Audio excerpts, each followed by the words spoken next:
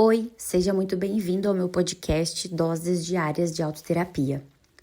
Respire fundo, nos próximos minutos eu quero te oferecer uma pequena pausa, uma dose de reflexão para você cuidar da sua mente, do seu corpo, das suas emoções e da forma como você tem vivido a sua própria história. Porque às vezes uma única ideia é capaz de transformar um dia inteiro. Então pegue a sua dose de hoje e vamos lá. Não é preciso ter olhos abertos para ver o sol, nem é preciso ter ouvidos afiados para ouvir o trovão. Para ser vitorioso, você precisa ver o que não está visível. Essa frase nos convida a refletir sobre uma das maiores habilidades humanas, a capacidade de enxergar aquilo que ainda não é visível. Não é preciso ter olhos abertos para ver o sol, nem é preciso ter ouvidos afiados para ouvir o trovão. Para ser vitorioso, você precisa ver o que não está visível. O sol e o trovão anunciam a sua presença de forma evidente. Não exigem esforço para serem percebidos. O verdadeiro desafio está em reconhecer os pequenos sinais, os movimentos silenciosos, as forças ocultas que muitas vezes determinam aquilo que um dia aparecerá na superfície. Talvez seja por isso que a imagem do iceberg seja uma metáfora tão poderosa para o processo de autoconhecimento. Quando olhamos para um iceberg, nós enxergamos apenas uma pequena parte da sua estrutura. A ponta emerge da água e se torna visível aos nossos olhos. No entanto, a maior parte do iceberg permanece escondida sob a superfície, sustentando tudo aquilo que nós conseguimos ver. Se olhamos apenas para a parte aparente, jamais compreenderemos sua verdadeira dimensão. A vida humana também é exatamente assim, principalmente para um adulto neurodivergente.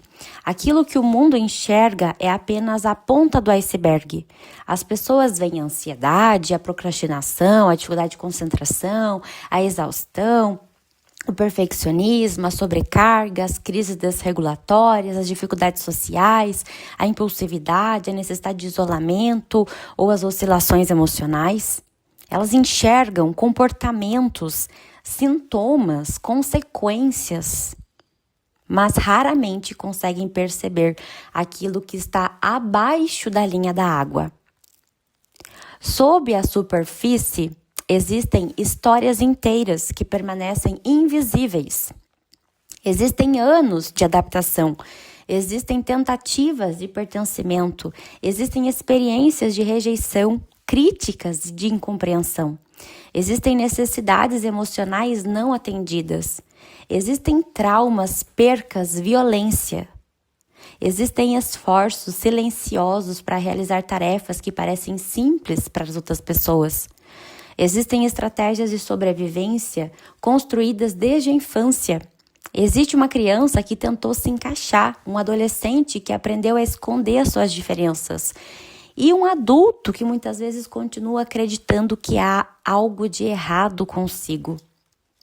O sofrimento costuma aumentar quando olhamos apenas para a ponta do iceberg, combatendo sintomas sem compreender as suas origens, criticando nossos comportamentos sem conhecer a história que os constituem, que os construíram. Chamamos de preguiça aquilo que pode ser uma exaustão. Chamamos de exagero aquilo que pode ser sensibilidade. Chamamos de fraqueza aquilo que pode ser consequência de anos de sobrecarga. Chamamos de defeito aquilo que pode ser apenas uma característica da nossa forma de existir no mundo. O autoconhecimento propõe um movimento diferente. Ele nos convida a mergulhar, a fazer perguntas mais profundas. Em vez de perguntar apenas o que está acontecendo comigo, começamos a perguntar o que existe abaixo disso. Talvez a procrastinação esconda o medo. Talvez a ansiedade esconda a necessidade de segurança.